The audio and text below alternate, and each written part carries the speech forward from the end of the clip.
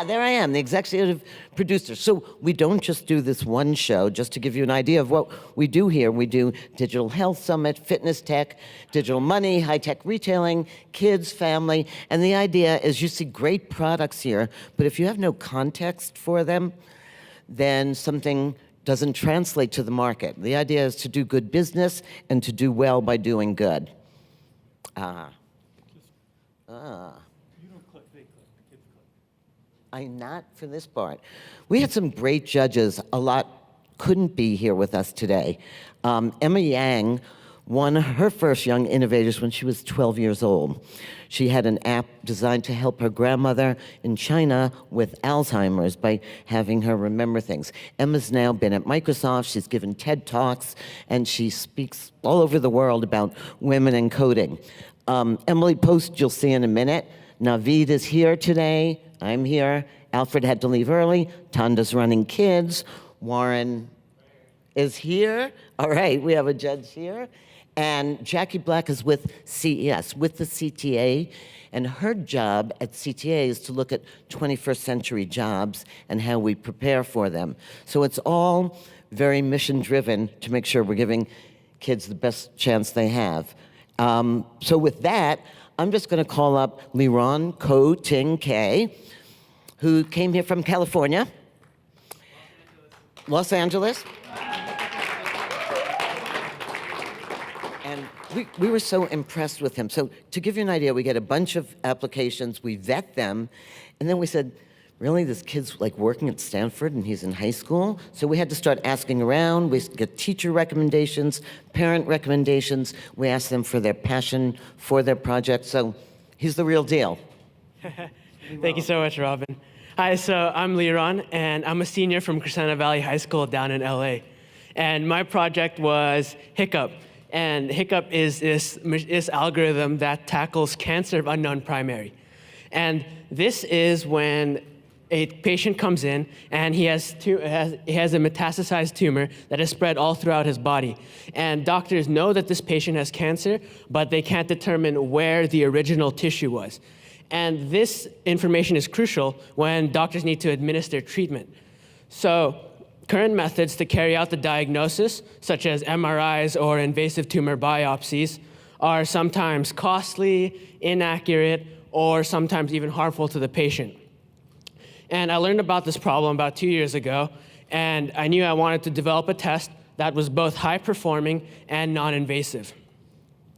And so I set out to try to do this, and as you can imagine, it was a little daunting at first. I didn't know where to start. So coincidentally, around the same time, I started working as a data scientist at the Elizabeth Laboratory at Stanford, where I learned about the utility of circulating tumor DNA.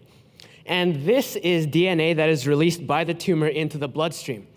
And the unique implication of circulating tumor DNA is that it can be used as a surrogate to study a patient's solid tumor using only a simple blood sample. So this has the potential to work around a lot of the limitations that the current methods I previously mentioned had. But with this amazing potential, it also came with numerous inherent challenges to the analysis of the circulating tumor DNA data from a data science and statistics standpoint. And that's where Hiccup comes in. And Hiccup is an algorithm that is specifically designed to tackle and mitigate the issues or challenges that are associated with circulating tumor DNA data. And with the whole algorithm, I went through many different versions and tests, and now it's able to predict a patient's primary site using only a simple blood sample. So now the pipeline can look something like this. A patient comes in and has cancer of unknown primary. And instead of having to cut him or her open, the doctor can just take a blood sample, run it through standard procedures, and then extract the data from the blood and plug it straight and feed it straight into Hiccup. And Hiccup will output a prediction for the primary side of the patient with an accuracy of 93.5%, which is an 18% improvement from current methods. And I got this number from testing on, and here's Hiccup right here. I'm not going to go too far into it because I think it's a bit dry. But here's the pipeline. It took a lot of versions to get it right, and I'm still in the process of trying to improve it. But now, here are the results of Hiccup, and I got these numbers from testing on 522 real patient samples. And I'm currently still in the process of collecting even more samples so I can solidify the proposal even more so that I can publish Hiccup hopefully in a scientific journal in the near future. And this model design is actually it can't just be applied to this one specific problem. And so I'm looking to also expand the model design to similar problems in the same area so that it may enhance the broader sphere of the non-invasive examination of tumors. And yeah, thank you so much. Just through this whole journey, I learned so much and grew so much as a scientist, prospective scientist, and data scientist. And I just want to take this opportunity to thank a lot of the mentors that I had on the way, like Dr. Asha Lizaday, Joanne Su, and Dr. David Kurtz for their guidance. And I'd also like to thank the teams at Living in Digital Times and at the Consumer Technology Association and the various sponsors for their support of the scholarship program. It was such an honor to be able to talk in front of you guys and talk to you guys about my work. So thank you so much for listening. I hope it was a fun time. And what do you do when you are not? Wait, is this where we should stand? Somebody asked for a photo, right? Okay, this is where I want to know what you do when you're not creating algorithms and. Probably just read about more of them. And so it's a little too much fun, so can't get away from it, you know? And so what's the biggest stumbling block now? Right now, it's just solidifying the proposal even more, because there are still limitations that I'd like to address, and I really want to make it bulletproof. So it's really hard, because there's just a lot of things that are still, there are a lot of moving parts that still I haven't quite figured out yet and made really, really solid. Where'd you go to college in the fall? I'm not sure yet. I'm still waiting to hear back from a lot of universities. He sent me a note saying, I'm sorry I didn't get my photo in, but I had to finish my applications. Yeah, I was finishing applications. Senior year is tough, college applications. I'm not a fan of talking about myself, so that was particularly hard for me. You're wonderful. Thank you so much. Thank you so much. See you afterwards. Jerry Koo. Jerry, he will tell you about backend because I would so mess it up. But here we go. Why don't we come up here? All right. So right now we're living in the 21st century, and a lot of information out there right now is super, super complex. If you look at it, the four biggest businesses in the world, Facebook, Microsoft, Amazon, and Microsoft combined, they hold a total of about 1.2 million terabytes of information on the internet. About 100 years ago, there were only about 52 terabytes of information in books around the world. So in the past 100 years, the amount of data and information that we have that's accessible to everyone has grown magnitudes of size. The problem with this is that it's hard to figure out how this data interacts with each other and how to navigate this whole landscape. And it's the problem that I'm trying to solve with backend. This started about 2 years ago when I was learning about self-driving cars, and I really wanted to figure out how they were programmed. Like, we have self-driving cars here at CES, but do you actually know how they work on the back end? I can tell you now that self-driving cars are powered through reinforcement learning, and if you want to learn about reinforcement learning, you have to learn about machine learning. If you want to learn about machine learning, you have to learn about linear algebra and calculus. But myself, 2 years ago, I've never gotten a computer science degree. I haven't even taken computer science class in my high school yet. I don't know what any of these things are, and there's no guidance out there on what I should be doing. Because of this, it isn't very clear what you should be learning next or how you should even approach some of these big problems like self-driving cars or quantum computing or anything else like that. So basically what backend does is what it allows you to do is enter any topic, any abstract topic, or any research paper, and what it will do is it will take that research paper and try to figure out what prior knowledge you need in order to understand that research paper. And that might be many layers deep. For example, in this case, this is four layers deep, but it keeps on going until you get to some sort of foundational knowledge. Essentially, it shows you all the steps you need to learn before you can get to that final goal of whatever you're super passionate about. Let me actually. And if you think about it, this is super important for the world because there's so much new data out there, especially in fields like artificial intelligence, that you can't really create a customized curriculum by hand. Every single day there's new research coming out in different research papers, and you can't figure out everything that's happening there. Also in areas like quantum computing or brain-computer interfaces, there isn't a lot of curated data in the first place. This is a quote from Elon Musk. "Teachers do not explain why kids are being taught a subject. The why of things is extremely important because their brain has evolved to discard information that it thinks has no relevance." I think a technology like backend would be super important in the education system, because instead of teaching students calculus and not telling them what it's actually going to be used for in the future, they can explore their passions, for example, self-driving cars, and realize that actually to learn about self-driving cars or to actually get there, you have to learn calculus first. It's also super important in businesses. Today we talk about how employees from businesses need to be lifelong learners. Businesses need to stay in front of innovation, and everyone in the business world is constantly learning. So a platform like Backend could help employees figure out what they need to be learning next and save the company time and money.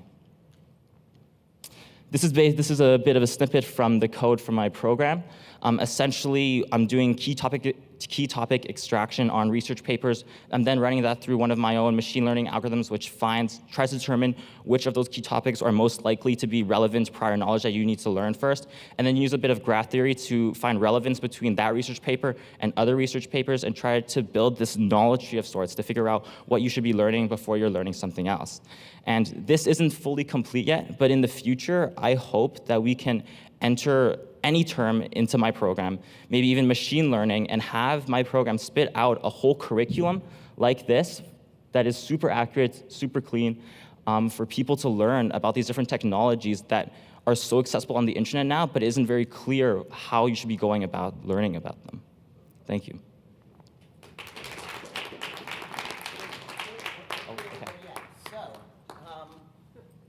That looked like my New York City subway system. This is what it looked like. But so, you live where? I live in Toronto, Canada. Okay, and you're in what grade now? I'm in grade 12. And you're going to college in the fall? Yes, I will be. And you're going to keep working on backend and keep. Do you feed it at night? Like you just keep giving it more learning? Yeah. So last time I trained it was probably about 1 week ago before I actually came here. But I'm constantly trying to improve it, especially with like accuracy. You can always improve those things. And what do you do when you're not like feeding your machine? Well, I'm learning more. Like there's so many different technologies out there that are going to have huge impacts in the future. One of my most recent interests has been in brain-computer interfaces, which I think will have huge implications in the future. That's one of my big focuses. Yeah. Well, you see some on the show floor this afternoon. Thank you. All right, I'm going to take this, and you guys are probably like, okay. And now we're going to look at Lumen. Kumara and I have become fast friends over phone, emails, texts. Yeah, we spoke way too much over the phone, yeah. We really did. We really did. So it's so nice to meet you in person. And go ahead. Okay, so my name is Kumran Akelin, and my friend Archishman was a co-developer on Lumen, but he couldn't make it here today, unfortunately.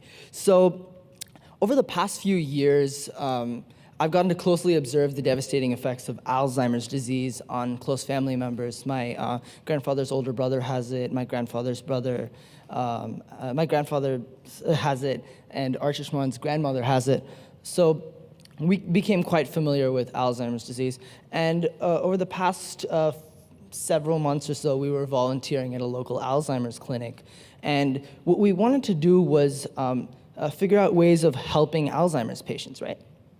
So we went and did a little bit of background research, and we found that currently there is no cure for Alzheimer's disease, and that's commonly known. But what may not commonly be known is that current Alzheimer's drugs to alleviate symptoms barely affect 14 to 20% of the population, leaving a majority of Alzheimer's patients not affected by any medication whatsoever. And that's a really sad statistic, right? So what we what we then did was find out how else we could help Alzheimer's patients. And what we found is that Alzheimer's disease is not just a neurodegenerative disease, it's also a disease that really pinches your pocket. It's expensive. I mean, not just the diagnosis itself, but the cost of living with Alzheimer's disease is very expensive, from caretakers to daycare centers for Alzheimer's patients to medications. It's really expensive.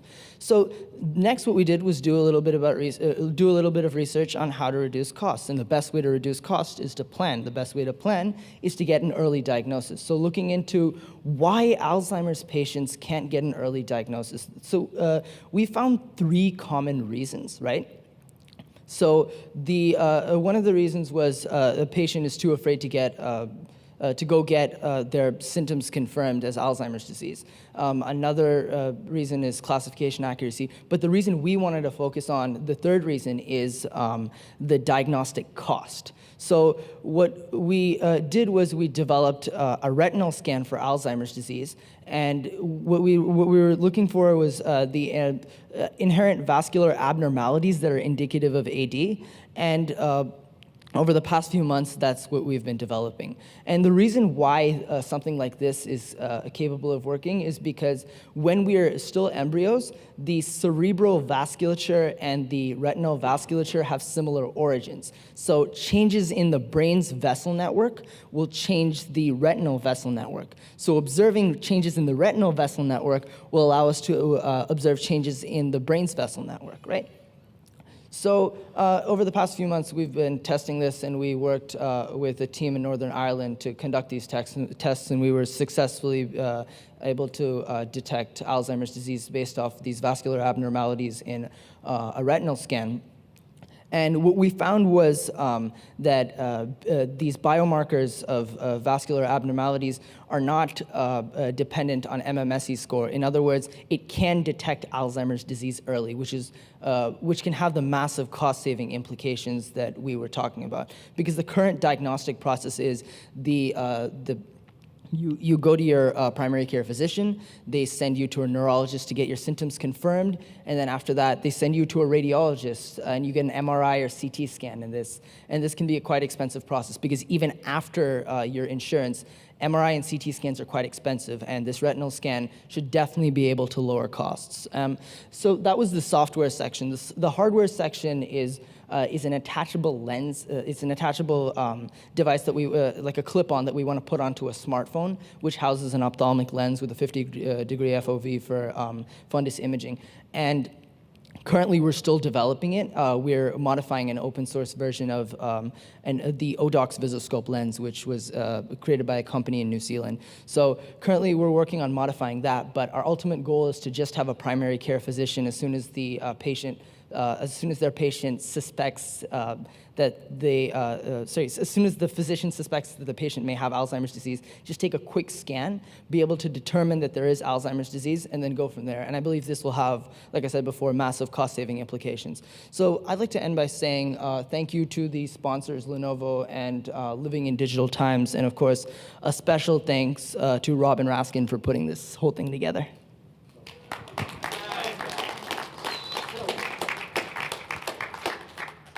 So you told us a little Alzheimer's.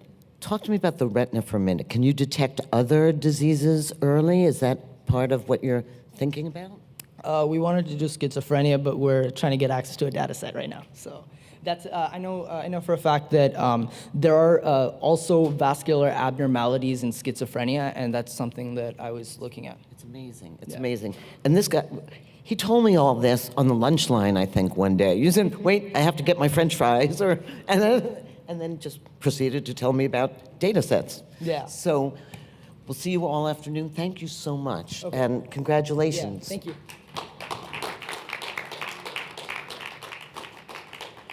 Okay, so yesterday I got called by the Chicago Sun-Times to do a comment about Ginny Rometty's speech.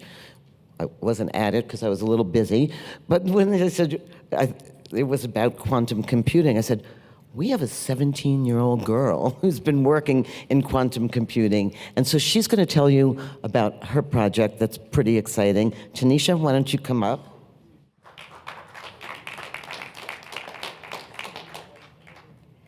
everyone.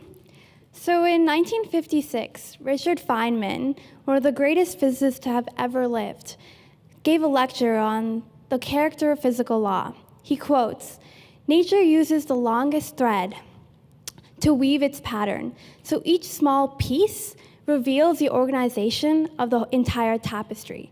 And he was a physicist, and what he was talking about was the entirety of the universe. He coined the term quantum computing because he wanted to create a machine that could go and simulate fundamental nature in physics.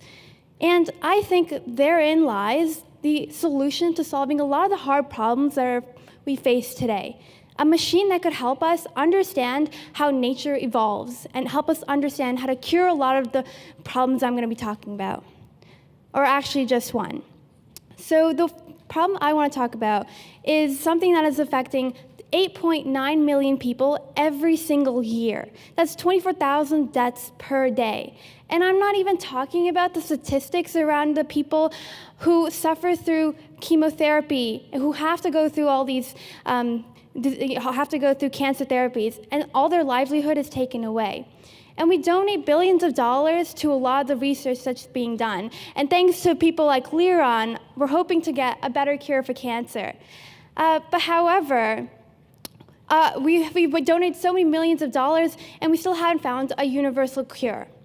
And that's why I think understanding how we can use quantum computers to simulate quantum chemistry at the atomical, the molecular level might help us understand how we can find the hidden characteristics that we don't understand about cancer and a lot of other diseases that we haven't found a cure for. So I guess how I approach this problem, well, my project was based on this, was how can I use quantum computers to show that it could help solve a really, really hard problem, like finding a cure for cancer. And what I realized is I realized that the intersection between quantum computing and machine learning was actually very, very powerful. So to give you a little background as to what quantum computers even are, I'll start with an analogy. So imagine a library, and the library is filled with 1 million books. And I go into that library, and I find one book, and I put an X on one single page. And I tell a classical computer, go find that X.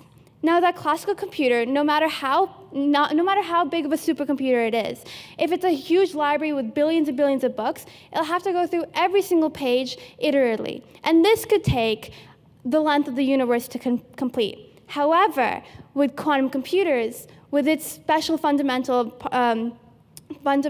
aspects such as superposition and entanglement, which comes from the understanding quantum mechanics, the law of nature of very atomic level things on the nanoscale, I could go into that library and look at at every single page at the exact same time and find the answer in the fraction of a second.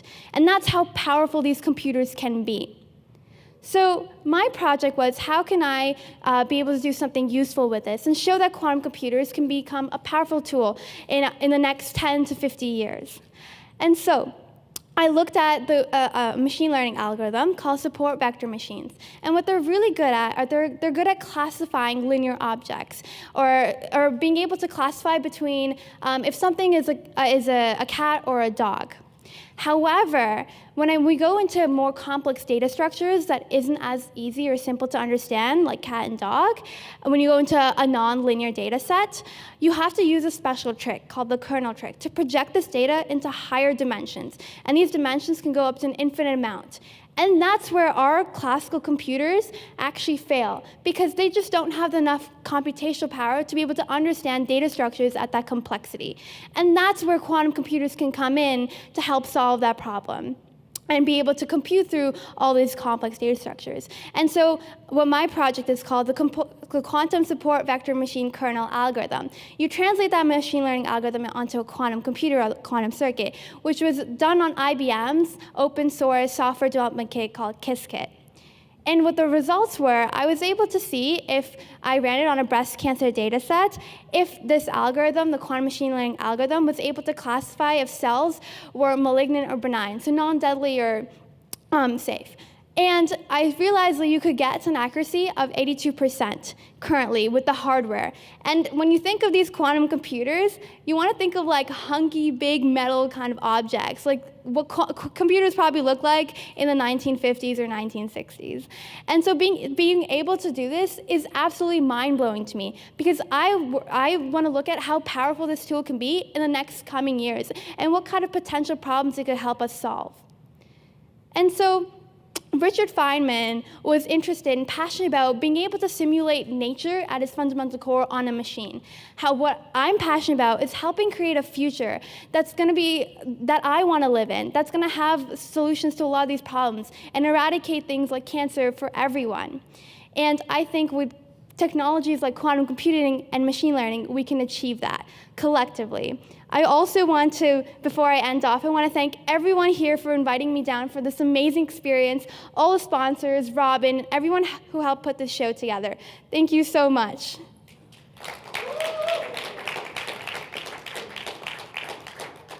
So you live where, Tanisha? I'm from Toronto, Canada. From Toronto. Toronto, well, we'll talk about that, but Toronto, did you have a mentor? I did. I also want to thank the Knowledge Society, Naveed and Nadeem. They've been like great supporters. They're chaperoning us here. They're giving us all the best feedback and all the best resources to be able to like grow my passion as I am here today on this stage. So clearly you know about quantum computing. Was getting up, speaking, was that hard to sort of get your thoughts together and do that, or did that take practice?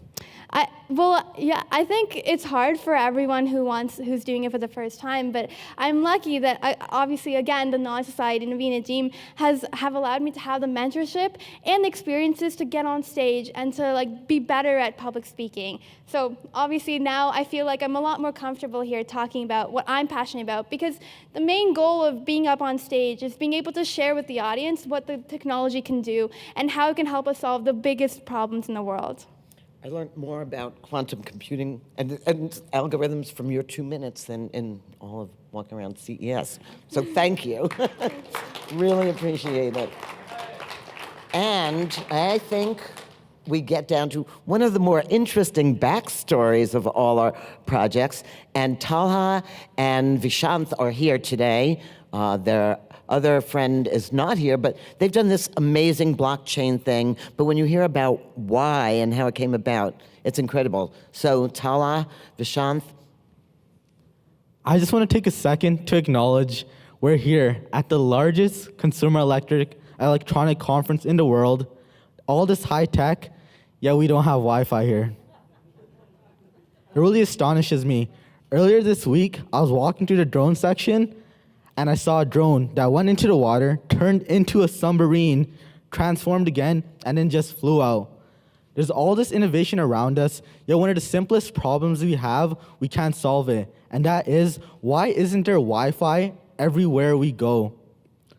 So about 7 months ago, I joined an event startup called the Tech Society, and back then, I was a second employee, and we were only based in Toronto. And over the last 7 months, I've had an amazing experience of going to countries like Germany and different places in the United States, such as San Francisco and New York.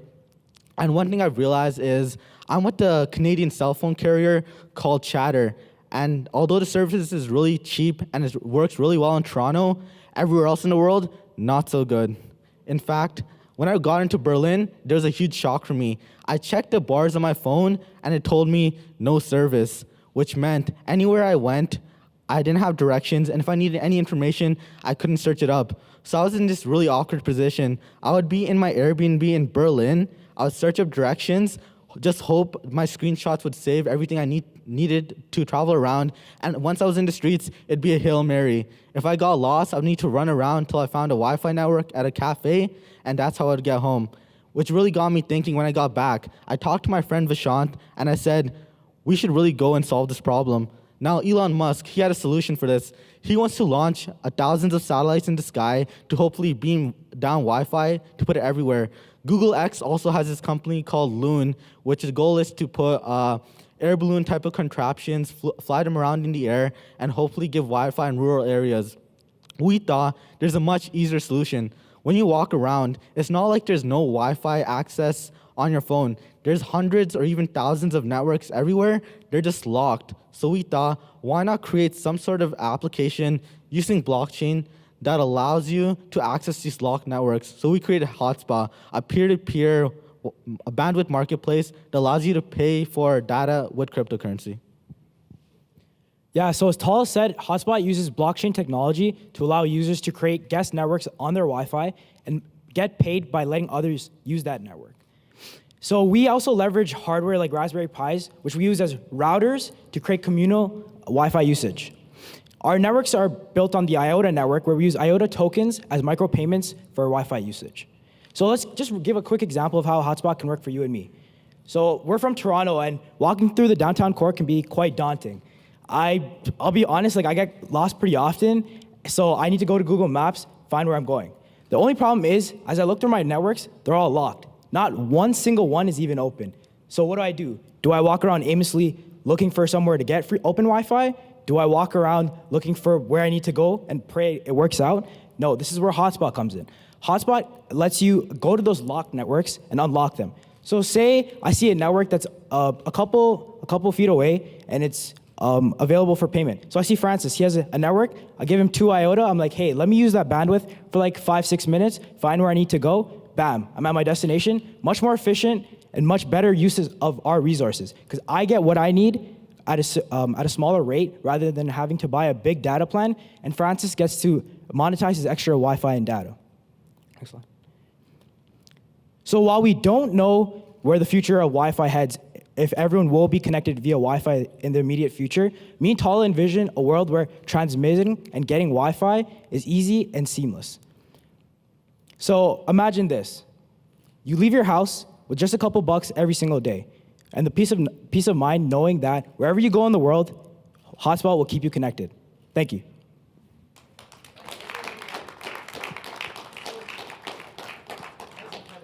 Yeah, quick shout out to Robin and our other teammate, Dayal. Oh, yeah. Yeah. So this is kind of like Airbnb of networking. Yeah.